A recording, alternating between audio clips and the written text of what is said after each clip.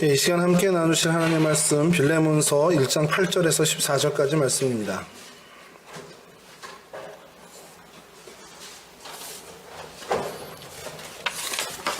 신약성경 빌레몬서 1장 8절에서 14절까지 말씀, 저랑 한 절씩 교독하겠습니다. 이러므로 내가 그리스도 안에서 아주 담대하게 내게 마땅한 일로 명할 수도 있으나 도리어 사람으로서 간구하나 다양한 바울은 지금도 예수 그리스도를 위하여 간친자 되어 갇힌 중에서 낳은 아들 오네시모를 위하여 내게 간구하노라. 그가 전에는 내게 의뢰하였으나 이제는 나와 내게 유익함으로 내게 그를 돌려 보내노니 그는 내 신복이라. 그를 내게 머물러 있게 하여 내 몸을 위하여 갇힌 중에서 내 대신 나를 섬기게 하고자 하나. 함께 하시죠. 다만 내 승낙이 없이는 내가 아무것도 하기를 원하지 아니하노니 이는 너의 선한 일이 억지같이 되지 아니하고 자유로 되게 하려 함이라. 아멘. 할렐루야. 예, 오늘 성경 속 인물 저희가 찾아보는데 오네시모라는 사람입니다. 뭐 들어보신 분들도 있을 거고 그래도 좀 많이 저희가 생소한 인물 중에 하나인데요. 이름의 뜻이 유익하다라는 뜻입니다. 그러니까 도움이 된다라는 뜻을 갖고 있는데 뭐 우리말로 치면 김도움 씨 정도 되겠죠. 뭐 이렇게 되고 골로새 출신이었고요. 빌레몬이라는 사람의 사유 노예였습니다. 저희가 그 성경을 읽을 때 좀 이렇게 이해가 좀 어려운 부분들이 이제 시대적인 상황들이 좀 다른 것들, 이런 부분들을 감안하지 않으면 이게 도대체 무슨 내용인가 하는 것들이 사실 좀 있습니다. 구약 시대도 그렇고요, 신약 시대도 그런데 이 오네시모가 지금 바울을 만나는 요 시기도 저희가 사전에 조금 좀 이해해야 되는 것이 신분제도가 있었다는 거고, 그 신분제도에 노예가 있었다 그러면 저희는 이제 저희 역사의 뭐 조선시대 이런 정도로 좀 생각을 합니다. 그런 정도가 아니고요. 좀 전혀 다른 노예 제도였습니다. 그래서 좀 그 자료를 좀 찾다 보니까 요거 좀 어떻게 좀 잘 설명을 해드릴 수 있을까 했는데 진짜 괜찮은 자료가 있더라고요. 그 미국 드라마 중에 스파르타쿠스라는 드라마가 있습니다. 저도 못 봤어요. 저도 못 봤으니까 못 보셨다고 그렇게 눈이 땡그러질 필요 없고요. 그 내용을 좀 요약해서 올려놓고 정리한 내용을 좀 보니까 그래, 저런 노예 제도 하에 그게 계속 조금은 이어져 오던 그때의 바울과 오네시모가 만났다라는 겁니다. 그러니까 이 오네시모의 좀 심리를, 마음을 저희가 조금 더 좀 쉽게 어떻게 보면 공감할 수 있는 어떤 단초가 되지 않을까 생각했는데, 그 얘기를 조금 해드리고 오늘 말씀을 좀 시작할게요. 스파르타쿠스라는 사람이 있었는데요. 이게 예수님 오시기 전에, 한참 전의 사람입니다. 그래서 로마가 그 제국을 제패할 그때 당시에 뭐 소아시아, 유럽, 이제 이탈리아 반도뿐만 아니고 소아시아와 북아프리카까지도, 또 에스파니아, 그 스페인 지역까지도 다 점령하던 그 시절. 그러니까 우리가 잘 알고 있는 뭐 카이사르나 폼페이우스, 크라수스가 뭐 삼두 정치를 하기도 전 시절에 이 스파르타쿠스라는 사람이 있었습니다. 전쟁 때 포로로 잡혔다고 돼 있는데 이제 여러 가지 설이 있어요. 어디 왕족 출신이다, 아니면 로마 군인 출신이다, 이런 여러 설이 있는데, 여하튼 이 사람이 굉장히 대담하고 지혜로웠던 검투사였습니다. 근데 그 성품에 이 검투사들, 노예들이 전쟁 포로로 잡혀온 이 노예들이 그냥 너무 쉽게 죽어나가는 귀족들의 장난감처럼 소멸되는 것들을 보면서 무슨 생각인지 모르지만 70여 명의 동료 검투사들과 함께 베수비오스 화산이라는 그 기슭에 가서 반란을 일으킵니다. 그러니까 반란이라기보다 도망친 건데, 워낙에 싸움들을 잘하다 보니까 잡으러 간 군인들을 다 물리치는, 그러다 보니까 이게 반란군처럼 돼버린 거죠. 이런 어떤 그 무장 집단을 이루게 됐는데, 이 무장 집단이 2만여 명 이상, 그 가족들까지 하면 10만여 명까지도 불어나는 그런 집단을 이루게 됩니다. 그래서 이 여러 로마 군대들이 이제 동원되고 패배하기도 하고 이렇게 되는데, 삼두 정치의 한 명이었던 그 크라수스가 이끄는 로마 군대를 이제 정예군이 가서 한참을 이제 싸우고, 이제 토탈 3년여에 걸친 이 작전 끝에 이 제압을 하게 돼요. 근데 여기서 제압을 한 걸로 그냥 끝나면 좋은데, 본보기를 좀 보인 겁니다. 노예들이 반란을 해서 이렇게 어떻게 보면 대항을 하게 되면 이렇게 된다라는 것을 보여주기 위해서 오늘날로 치면 저희 나라의 뭐 경부고속도로 같은 그 도로인데 아파가도라는 그 도로의 양쪽 옆으로 그때 진압해서 죽은 사람은 죽고요. 생포된 사람이 한 6천여 명 있는데 양쪽에 3,000개씩 십자가를 세워서 매답니다. 그러니까 뭐 노예가 당시에 남자 인구의 3분의 1 정도가 노예였다라는 기록이 있습니다. 그 정도로 많은 노예가 사실 좀 다른 맘 먹고 반란을 일으키면 또 이런 일들이 벌어질 수 있으니까. 그러니까 그걸 미연에 방지하고자 굉장히 큰 엄포를 놓는 거죠. 한번 여러분 상상해 보세요. 그 얼마 간격으로 나는지 모르겠지만 이쪽으로 3,000개 또 왼쪽으로 3,000개의 십자가가 쫙 그 대로변에 그 사람이 매달려서 죽어가고 있다라는 걸 봤다면 제가 노예라면 그 반항을 하거나 딴 생각을 전혀 못했을 것 같습니다. 자, 그런 어떤 노예 제도가 계속해서 이어져 왔고 물론 이제 조금씩 그 노예를 위한 법들이 생겨나기도 했는데 그 노예를 변호할 수 있는 법도 이제 생겨난 거예요. 그 법이 생겨난 것 때문에 이 바울이 오네시모를 변호할 수 있게 된 겁니다. 어쨌든 노예 제도가 계속해서 자리를 잡을 수 있도록 로마는 조금씩 변형을 해서라도 때로는 풀어주고 때로는 엄포를 하면서까지도 그 노예 제도를 계속해서 유지해 가려고 했습니다. 그 이유는 이 산업의 아주 근간이 되는 게 바로 노예였기 때문에 그래요. 노예가 없다라는 것은 로마 제국 자체가 무너질 수밖에 없다라는 그런 상황이었고요. 그러다가 이제 이 오네시모라는 사람이 무슨 이유인지 모르지만 이 빌레몬이라는 주인을 도망쳐 왔는데 우리가 성경을 가만히 읽다 보면 뭐 금전적인 어떤 손실을 또 가했던 것으로도 추정이 됩니다. 그런 상황에 이제 바울을 만난 거고요. 그리고 바울이 이 노예법에 근거해서 빌레몬에게 이 오네시모의 변호자 역할을 이제 자처하게 된 거죠. 오네시모에 대해서 이제 좀 더 살펴보면요. 로마 시대의 어떤 정복에 의한 그 노예로 잡혀온 건지 아니면 몰락한 소장농이 노예가 된 건지 아니면 노예 집안에서 아예 태어나서 그냥 계속 대대로 노예가 됐는지에 대해서는 나와 있지는 않습니다. 그러나 정확히 그 추정하기는 이 빌레몬의 어떤 금전을 만질 수 있었다 할 정도로 가까이, 그러니까 시중드는 어떤 노예가 아니었겠냐라는 그런 추측을 좀 하겠는데요. 어쨌든 이 노예라는 사람이 사람 취급을 못 받던 시절이었고 무슨 이유인지 모르지만 도망갔을 때 추노꾼들에 의해서 잡혔을 때는 뭐 아까도 말씀드린 것처럼 그 죽임을 당하는 건 그냥 뭐 예사로운 일이고 그냥 아니면 불구를 만들어서 계속해서 괴롭게 일을 또 시키는 일들을 그건 이제 주인의 마음대로 할 수 있게끔 그렇게 되었습니다. 비참한 노예의 삶을 사는 사람들도 있었지만 그렇지 않은 노예들도 더러더러 있었다라고 하고요. 또 해방을 시켜주는 부분에 제도적인 것들이 있어서 주인의 마음으로 넌 이제부터 자유인이야 했을 때 그가 자유를 누리는 그런 제도도 있었다고 합니다. 그러니까 주인한테 잘 보이면 주인의 어떤 신뢰를 얻고 긍휼을 입으면 자유인이 될 수 있다라는 희망도 주고 도망가다 붙잡히면 처참한 꼴을 당한다라는 어떻게 보면 당근과 채찍을 다 이제 가미해서 그 제도를 계속해서 유지해 갔다라는 거죠. 이런 상황 속에서 오네시모가 그 첫 등장을 도망친 노예로 성경에서 이제 나오는데 성경학자들이 오네시모가 아마 빌레몬 집에서 가사의 일을 도왔을 거고 그리고 어떤 그 돈 금전적인 일까지도 관여할 수 있었던 위치로 봤을 때 그는 그러니까 좀 지혜롭고 혹은 좀 학식이 어느 정도 있는 그런 노예였을 거라는 것이죠. 근데 그 노예가 무언가가 불만이 생겼는지 모르지만 도망치게 됐고 아니면 뭐 사고를 쳤는지 모르지만 도망치게 됐고 이제 도망 노비가 되었는데 붙들리게 되면 이제 극형에 처해질 수밖에 없는 걸 본인이 너무 잘 알고 있었습니다. 그때 당시에 극형이 뭐가 있었냐면요. 뭐 죽이는 것뿐만 아니라 사지를 절단하는 형이 있었고요.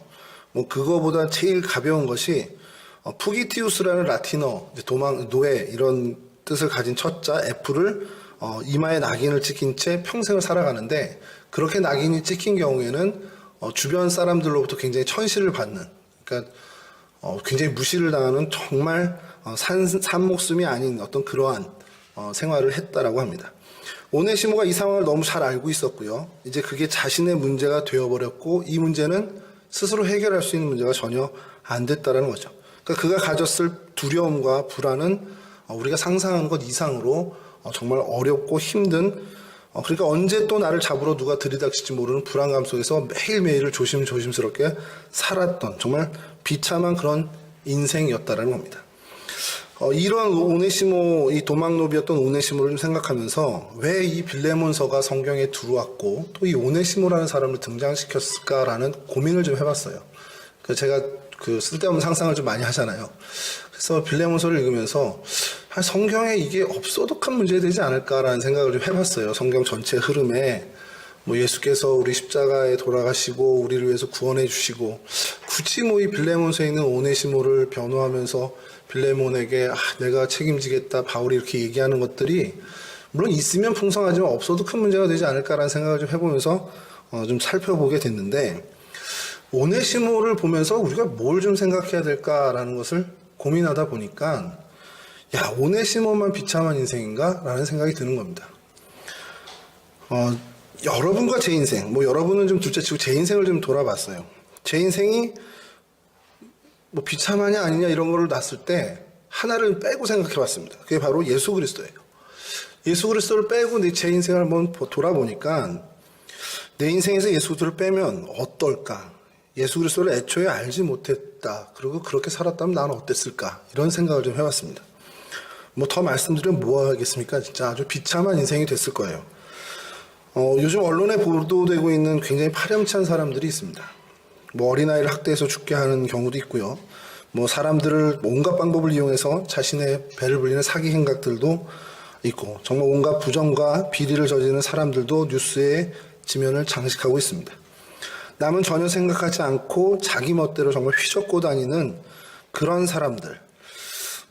제게 예수 그리스도를 빼나면 제 인생에서 예수 그리스도를 뺀다면 저도 그들과 별반 차이 없는 인생을 살지 않았겠냐라는 거예요. 물론 이제 범법은 저지르지 않을 수도 있겠죠.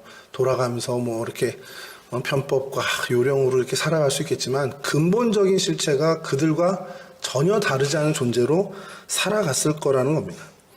사회적으로 윤리적으로 비판받는 이런 사람들과 예수 그리스도를 뺀 저와 여러분들이 본질적으로 정말 차이가 있냐라는 거죠. 그 생각을 좀 하면서 설교 때 이런 말씀 드리면 눈으로 저한테 레이저 쏘시겠다라는 생각이 든 거예요. 그래? 그러고 보자. 이렇게 하면서 저를 보실 것 같은데 근데 냉정하게 한번 생각해 보시죠. 예수 그리스도를 뺀 우리의 인생이 본질적으로 우리가 비난하는 그 사람들과 다르냐는 거예요. 저희 안에 예수 그리스도가 빠지고 성령의 인도하심이 빠진다면 그래서 우리가 이 세상의 가치로 살고 세상 사람들이 소위 얘기하는 성공에 정말 목매달고 산다면 우리 역시 어떠한 선택의 기로에 섰을 때 어떤 편법이나 내 이익을 위한 어떤 선택 쪽으로 확연하게 기울지 않겠냐라는 겁니다. 그러니까 우리의 본질은 원죄가 있고 그 원죄의 습성이 자리 잡은 사람들이고 그러다 보니까 복음과 예수 그리스도가 빠진다면 결국 우리는 본질적으로 그들과 전혀 다르지 않다라는 겁니다. 오네시모의 그 비참한 인생, 그 상황을 보면서 우리도 마찬가지 아니냐라는 거예요. 우리도 그렇게 비참한 인생일 수밖에 없었다는 것이죠. 그런데 감사한 것은 오네시모가 이 바울을 만나서 그가 변화되는 것처럼 우리도 바울의 복음, 그러니까 어떻게 보면 바울이 만난 복음, 우리도 그 예수 그리스도를 만나서 바울이 변화된 것처럼 오네시모가 변화된 것처럼 우리도 변화될 수 있다라는 겁니다. 이 오네시모에게 놀라운 변화가 일어났는데 이제 도망노비가 돼서 로마 제국을 배회했겠죠. 그러다가 로마로 들어오게 됐을 겁니다. 로마에 들어왔는데 이런저런 그 저작거리에서 소문을 들었겠죠. 동쪽에 있는 팔레스틴 지역의 예루살렘이라는 동네에서 호송되어 온 사람이 하나 있는데 그 사람이 전하는 이야기가 얼마나 강력한지 사람들이 다 변화되고 정말 희망을 갖게 되더라라는 것을 들었습니다. 그리고 변화되는 사람들이 있고 그들의 변화된 사람들의 얘기를 들었겠죠. 당시 바울이 로마에 호송되어 왔지만요, 당시 바울은 옥에 갇힌 상태는 아니었습니다. 그러니까 뭐냐면 이제 우리로 치면 가택연금 같은 거죠. 그래서 일정 거주 지역을 제한받고 그곳에 머물게 하되 이제 오고 가는 사람들은 감시의 대상이 되지만 아예 차단되는 그런 상황은 아니었습니다. 사도행전 28장 30에서 31절이 그걸 증거하고 있는데요. 제가 좀 읽어드리겠습니다. 바울이 온 이태를 자기 셋집에 머물면서 자기에게 오는 사람을 다 영접하고 하나님의 나라를 전파하며 주 예수 그리스도에 관한 모든 것을 담대하게 거침없이 가르치더라. 예, 자기 집에 머물면서, 그러니까 셋집에 머물면서, 그러니까 그 거주 제한 구역에 머물면서 하나님 나라를 전파하고 주 예수 그리스도에 관한 모든 것을 대담하게, 정말 담대하게 가르치던 그때에 로마로 흘러들어간 오네시모가 이 바울의 소식을 듣고 바울을 만나게 된다는 겁니다. 바울의 가르침을 받던 오네시모가 그 이야기를 들으면서, 그 설교를 들으면서 마음의 변화가 먼저 일어났겠죠. 그러면서 자기 자신의 인생을 되돌아보게 됐고, 정말 한탄하고 어떻게 보면 한심하고 비참하다고 생각한, 심지어 뭐 저주받았다고까지 생각할 수 있는 그런 인생, 그래서 사실 도망친 걸 수도 있겠지만 그런 인생이 주님 안에선 새롭게 변화될 수 있다라는, 예수 그리스도의 보혈로 말미암아 다시 거듭날 수 있다라는 것을 깨닫게 된 거라는 겁니다. 어떻게 지냈을까라는 건 우리의 상상력인데, 그 정말 바울을 극진하게 어떻게 보면 선생으로서 예우하고 그 말씀을 정말 경청했을 겁니다. 그 얘기들이 얼마나 그에게 매력적인 얘기겠습니까? 예수 그리스도가 모든 죄인들을 위해서 십자가에 못 박혀 죽으셨고 그 사실을 믿는 사람들은 영원한 생명을 얻을 뿐만 아니라 하나님의 자녀가 된다라는 소식, 그 복음입니다. 그 복음 안에서는 유대인도 헬라인도 남자도 여자도 다 구별 없이, 자유인이나 노예나 차별 없이 다 하나님의 자녀가 된다라는 것. 이것이 지금 그 상황에 처한 오네시모에겐 복음 중에 복음이 되었을 거라는 것이죠. 골로새 3장 11절 말씀을 제가 잠깐 읽어드리면, 거기에는 헬라인이나 유대인이나 할레파나 무할레파나 야만인이나 스구디아인이나 종이나 자유인이 차별이 있을 수 없나니 오직 그리스도는 만유시오 만유 안에 계시니라.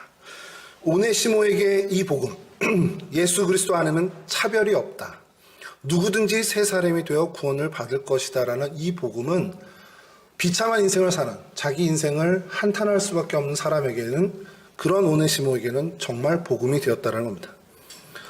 어떤 노력이 필요한 것이 아니라 우리 죄를 위해 대신 십자가를 지신 예수 그리스도의 그 공로를 믿는 믿음만으로 가능하다는 것이 여러분 이 복음의 핵심이었다는 것이죠. 오네시모가 이 복음을 받아들이고 바울과 깊은 교제를 가졌을 겁니다. 그러던 와중에 바울의 간증도 들었겠죠. 바울이 전에 어떤 사람이었는지, 그리고 자신이 어떻게 예수를 만나게 되었는지, 그리고 자신이 복음을 증거할 때 성령의 역사가 어떻게 일어났는지, 그리고 어떠한 연유로 이렇게 로마까지 오게 되었는지의 소상한 내용들을 다 들었을 것입니다. 이런 소식들을 더 들으면서 그의 마음은 더욱더 가득 찬 희망을 갖게 되었겠죠. 그리고 자신의 신분에 대해서 바울에게 고백을 했을 겁니다. 나 실제로 도망친 노예입니다. 골로새 지역에 빌레몬이라는 사람의 노예였는데 이런 전차로 해서 도망치게 됐다라는 것을 밝혔을 거예요. 그러면서 나 같은 사람에게도 희망이 있겠습니까? 어떤 그런 질문들을 했겠죠.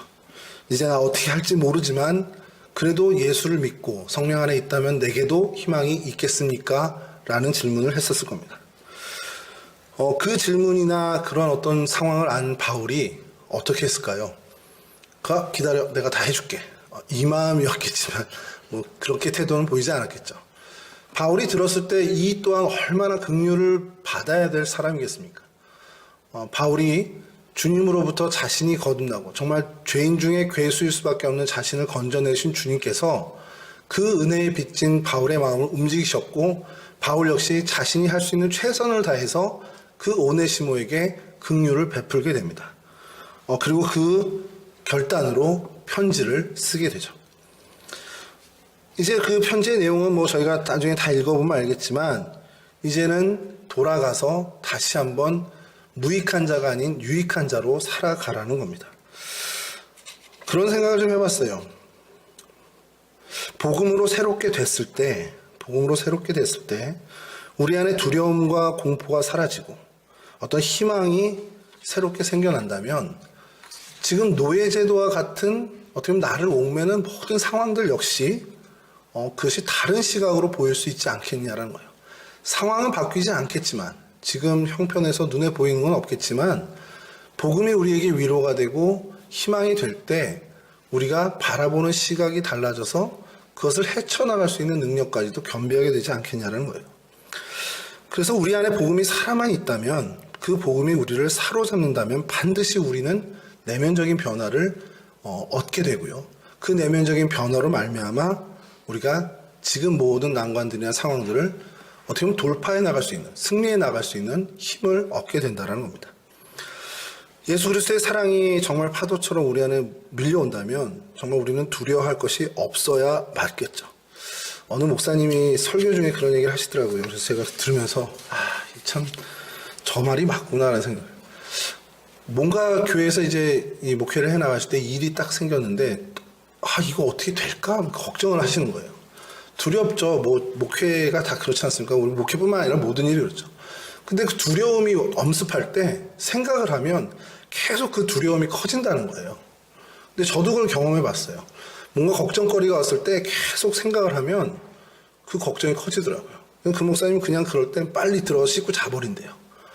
그리고선 새벽에 얼른 나와서 교회에서 이제 기도하면 그 기도할 때 하나님이 은혜 주시면서 그 두려움들이 싹 밀려가고 하나님이 주시는 안심, 그 평안이 쫙 찾아온다라는 겁니다. 그래서 속으로 그런 생각을 했죠. 그럼 씻고 들어가서 자지 말고 들어가서 씻고서 교회 와서 기도하시지 왜 새벽에 오시나 했더니 새벽 기도를 이제 강조하시느라고 그렇게 얘기하신 건데 근데 그 얘기, 두려움이 엄습할 때 생각을 하면 어떻게 극복하지? 어떻게 이걸 이겨내지라고 계속 인간적인 머리를 쓰면 그 두려움이 다른 방향으로 커지고 또 엉뚱하게 와서 더 큰 두려움이 될 때가 많더라는 겁니다.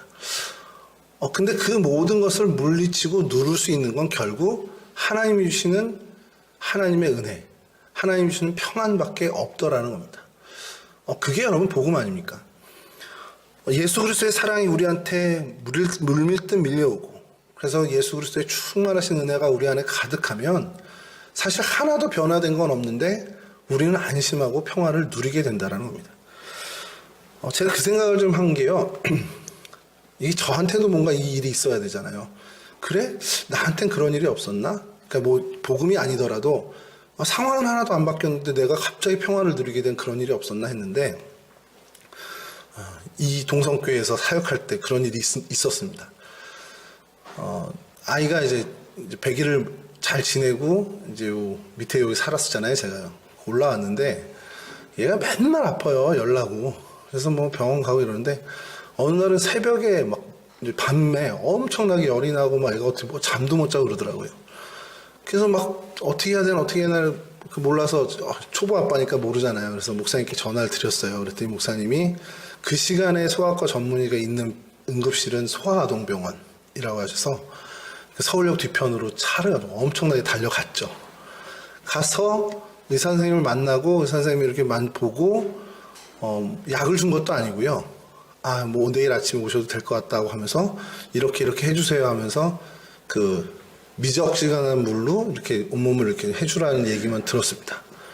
그러면서 이제 차를 타고 오는데 아무것도 해준 게 없어요. 그 얘기밖에 해준 게 없어요. 그냥 집에 가서 큰일 아니니까 집에 가서 그냥 이렇게 열만 식게끔 이렇게 물로 좀 닦아줘라. 그 얘기 한 거고 실제로 하지도 않았어요. 그 자리에선. 근데 병원으로 갈 때 제 마음은 거의 지옥 같았는데 올 때는 너무 평안이 왔습니다. 의사 선생님의 한마디 때문에 이 마음이 완전히 바뀐 거거든요. 그런 일이 신앙생활 하면서 우리 안에 많이 있다는 겁니다. 지금 이 상황이 내 생각으로 내가 볼 때는 정말 죽을 것 같고 내가 도저히 이겨낼 수 없는 것 같은 상황이고 형편인데 하나님이 내가 책임질게 아니면 우진아 걱정하지 마 한 말씀만 해주시면 그 모든 게 다 걷어가지고 주님이 주시는 평안으로 가득 차는 경험들을 우리는 사실 신앙생활에서 늘 해왔다는 겁니다. 상황이 바뀌었냐? 그런 게 아니에요. 그 상황을 넘어설 수 있는 권능을 우리 가운데 주셨다라는 겁니다. 이 오네시모가 겪게 된 변화는 바로 이런 겁니다. 그가 도망노예의 신세가 바뀌었냐? 아니에요. 바울을 만나서 복음을 듣고 그 복음으로 은혜를 받은 것 외에는 그의 현재적인 어떤 상황은 하나도 바뀐 게 없습니다. 그러나 그는 평화를 누리고 담대함을 갖게 되고, 그래서 그 편지를 들고 빌레몬에게 갈 수 있는 용감한 용기를 얻는 사람이 되었다라는 겁니다. 우리 안에 복음이 살아 역사에서 우리의 모든 상처가 나음을 입고 또 나음을 입어가고, 어떻게 보면 회복이 되어가고 있어야 한다는 것이죠. 내 현실을 뛰어넘어서 완전히 다른 시선을 갖게 돼야 한다는 겁니다. 그게 복음이 우리 안에, 성령이 우리 안에 역사하실 때의 증거가 된다는 것이죠. 다른 사람들은 우리 상황이나 형편을 보면서 혀끝을 찰 수도 있어요. 아유, 안 됐네. 그 안쓰럽게 여길 수도 있습니다. 그런데 그렇게 보인다고 해서 그 보이는 게 다가 아니라는 거예요. 그렇게 사람들이 보는 상황일지 모르지만 내 안에는 주님으로 인한 기쁨이 있고 주님으로 인한 행복이 넘쳐나는 것, 그게 복음의 능력이라는 겁니다. 그것에 우리는 한마디 더 할 수 있죠. 세상 사람들이 우리를 보고 안쓰럽게 여기고 혀끝을 찬다 해도 내 희망은 이 땅에 있지 않다. 내 희망은 주님께 있다. 라는 그 마음으로 우리는 담대하게 평화를 누리며 살아갈 수 있게 된다는 겁니다. 그 복음의 감격에 젖어 사는 저희들이 돼야 된다는 겁니다. 오네시모가 누렸던, 성경에 직접적인 표현은 없지만 그 행과 행 사이에 빌레몬서 전체를 관통하고 있는 이 오네시모가 누렸을 그 담대함과 평화를 우리도 누려보자라는 겁니다. 자, 이렇게 변화의 은혜를 누리는 오네시모입니다만 이전에 그는 무익한 자였다라는 선언을 성경에서도 하고 있죠. 주인의 마음을 아프게 하는 존재였습니다. 도망 노예였죠. 추측컨대 주인의 돈까지도 손실을 입힌, 그래서 달아난 존재입니다. 오네시모가 끼친 영향이 빌레몬 집안에 어땠을까라는 좀 상상을 해봤어요. 다른 노예들에게 분명히 안 좋은 영향이 있었을 겁니다. 야, 오네시모가 이렇게 사고치고 도망쳤어. 이게 선례가 됐고요. 그래서 오네시모가 그 종들을 어떻게 했을지는 잘 모르지만 분위기가 어쨌든 망가진 건 사실이에요. 오네시모가 무엇 때문에 도망쳤는지 우리는 알 수 없지만 아무튼 이 오네시모가 도망친 것으로 인해서 빌레몬은 어떻게 보면 많은 손실을, 금전적인 손실뿐만 아니라 넘어서 전체적인 어떤 노예들의 동료뿐만 아니라 이런 손해를, 어떻게 보면 무익함을 얻게 됐다라는 겁니다. 그런 생각도 해봅니다. 오네시모가 괘씸해서 현상금을 걸지 않았을까, 이런 생각도 좀 해봤는데 그렇게 어쨌든 빌레몬에게는 무익한 존재였습니다. 근데 그러던 오네시모가 바울을 만나고 복음에 젖게 되었을 때 유익한 존재로 변화되죠. 그 유익한 존재를 넘어서 정말 소중한 존재가 되어버립니다. 바울은 오네시모를 자신의 신복이라고 소개를 하죠. 신복 수준을 넘어서 내 아들이라는 표현까지도 쓰고 있습니다. 빌레몬서 1장 10절에서 12절인데요. 제가 좀 다시 읽어드리겠습니다. 갇힌 중에서 낳은 아들 오네시모를 위하여 내게 간구하노라. 그가 전에는 내게 무익하였으나 이제는 나와 내게 유익함으로 내게 그를 돌려보내노니 그는 내 신복이라. 이제 바울이 오네시모를 보장하는 사람이 되었습니다. 아까 말씀드린 그 제도에 따라서 그 오네시모 노예의 변호인이 되었죠. 과거의 오네시모가 어떤 사람이었는지 내가 잘 알고 있다. 그 사람이 너에겐 무익한 사람이었어. 그러나 이제 나와 너에게 정말 소중한 사람으로 변화됐다라는 것입니다. 그러면서 지금 오네시모를 자신의 아들, 자신의 신복이라고까지 소개를 하고 있죠. 갇힌 자 중에서 낳은 아들이라고 말하는 거, 이게 쉬운 일은 아니죠. 제가 어디 가서 어떤 우리 청소년 애들을 보고서 얘 내 아들이에요라고 할 수 없잖아요. 진짜 제 아들 녀석에게만 그렇게 얘기할 수 있는데 이렇게 얘기했다라는 그만큼 정말 아낀다라는 것을 굉장히 비유적으로 표현한 겁니다. 정말 강조하는 거죠. 없어서는 안 될 존재라는 겁니다.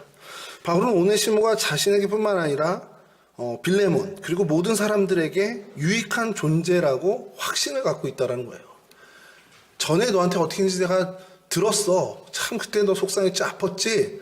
근데 이 사람이야말로 이제 너에게 큰 유익을 줄 사람이야 라는 정말 확신에 차서 이야기를 하고 있다는 겁니다.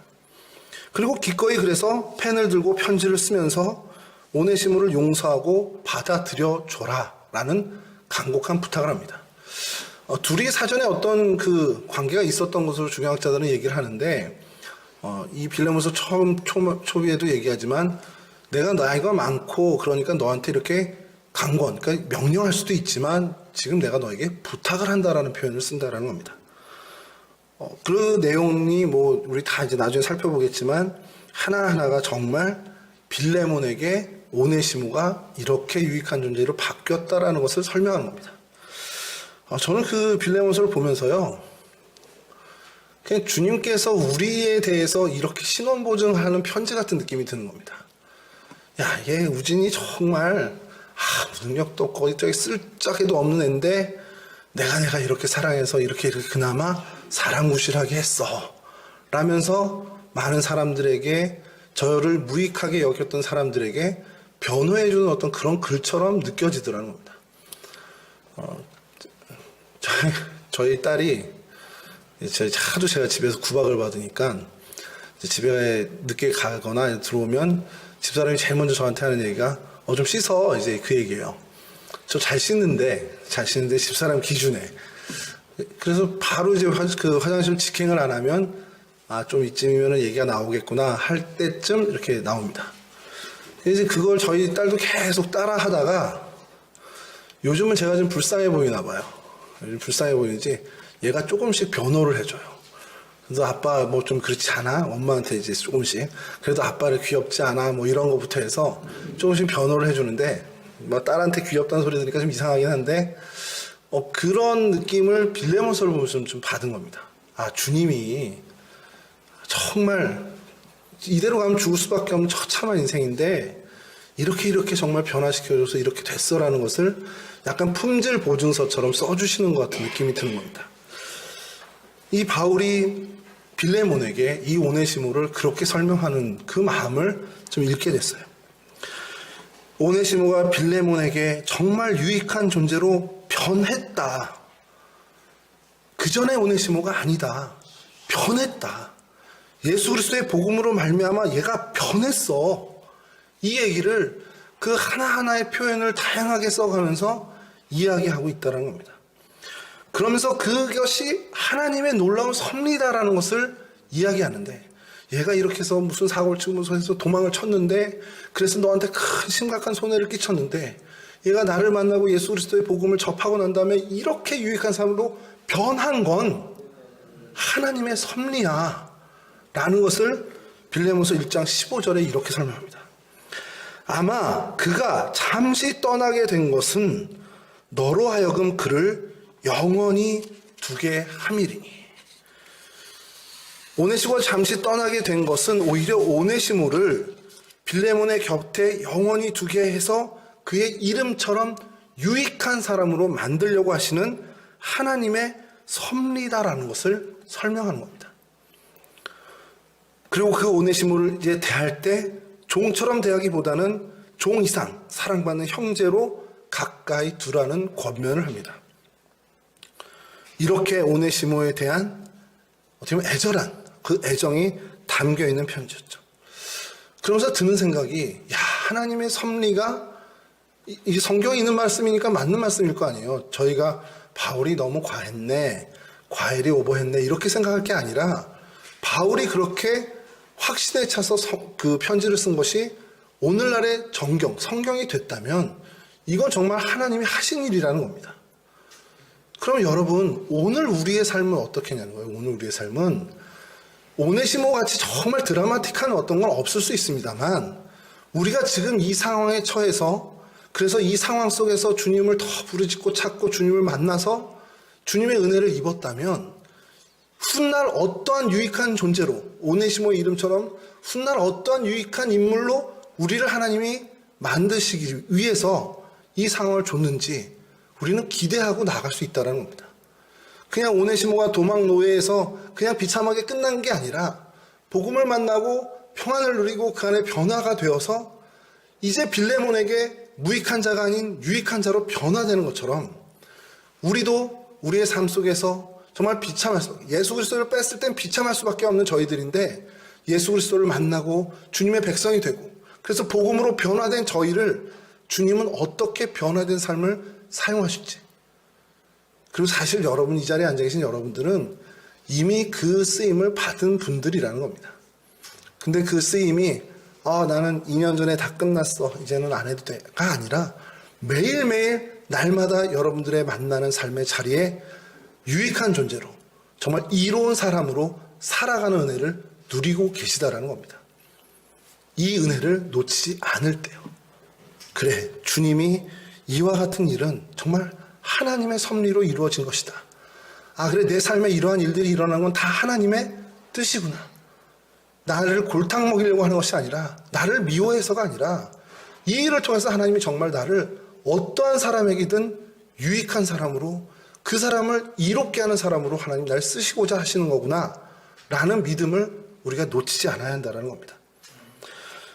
우리의 과거도 묻지 않았으면 좋겠습니다. 과거 물으면 다 불편할 수 있잖아요. 아닌가요? 저만 그런가요? 저한테는 과거 묻지 마십시오. 저는 좀 불편한 사람이라. 얼마 전에 제가 석 달 이제 돼가고 있는데, 요 바로 직전에 교회에서 저는 되게 동성교회 오고 싶어가지고, 그건 담임 목사님 더 잘 아시니까, 오고 싶어서 제가 13년 동안 오매불망 이 자리를 노렸는데, 그래서 저는 기도응답이라고 할렐루야고 외치면서 왔거든요. 근데 왔는데 그 교회에서 이상한 소문이 돌았대요. 그래서 무슨 소문이 돌았는데 그랬더니 가우진 목사 쫓겨나서 동성교회 갔대, 이런 얘기를 하시는 거예요. 그래서 쫓겨나도 좋다, 난 여기 왔으면 됐다, 이렇게 생각을 하는데, 어쨌든 과거에 쫓겨났다. 그래서 진짜 여러분들이 알아보러 가셔도 좋은데, 아마 그런 얘기 들으시면 그냥 저를 미워하는 사람이 있었나 보다 생각하시면 될 것 같아요. 쫓겨난 게 아니라 13년 동안 제 기도의 제목이 응답된 자리입니다. 여하튼 그 과거가 우리가 어땠든 그건 아무 상관없습니다. 과거에 제가 어땠어? 제가 옛날에 교회 학교 다닐 때 이랬어. 제가 집사 때 저랬어. 이런 거 아무 상관없다라는 거예요. 오늘부터, 지금 이 순간부터 내가 앞으로 나에게 주어진 시간, 앞으로 나에게 올 시간에 대해서 이 오네시모처럼, 그래, 하나님이 이러한 섭리로서 나는 이해 못하지만 이게 모든 게 다 하나님의 섭리구나 라는 믿음으로 담대하게 다시 빌레몬에게 그 편지를 들고 가지 않습니까? 담대하게 우리에게 맡겨진 그 일에, 그 상황 속에서, 그래, 이 일을 통해서 하나님 나를 유익한 사람으로 쓰실 거야, 나를 오네시모로 쓰실 거야, 그 오네시모의 이름 뜻이 유익한이라는 것처럼 나를 오네시모로 사용하실 거야 라는 믿음으로 나아가야 한다는 겁니다. 이거 저 잘 안 하는데요, 오늘만 해볼게요. 옆 사람 바라보시면서, 이거 진짜 저 되게 어색한 거 보이시죠? 인사 나눌 텐데, 집사님, 권사님 이렇게 해서 참 유익한 분이십니다 라고 인사 좀 하시죠. 여러분 참 유익한 분이십니다.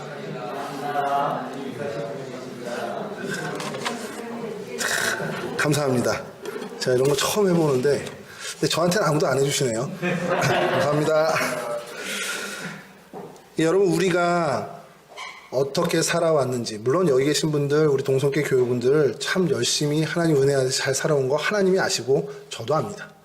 그렇게 많은 사람들에게 유익한 그 삶을 살아오신 그 삶의 걸음, 그 행보를 앞으로도 계속 더 크게 걸어가 주시길 간절히 바랍니다.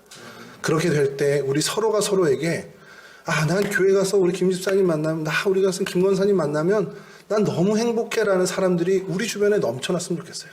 간데 가우진 목사 만났는데 괜히 갔어, 이런 소리 안 나오게, 정말 만나면 즐겁고 기쁘고 저분으로 인해서 내가 다시 한번 예수를 느끼고 하나님의 은혜를 다시 한번 경험하는 그런, 정말 서로를 유익하게 하고 서로를 이롭게 하는 그 일이 우리 동성계 공동체 안에 늘 풍성하기를 정말 우리가 소망하면서 그 행보를 힘차게 걸어나가는 저와 여러분들이 되시기를 주님의 이름으로 간절히 축원합니다.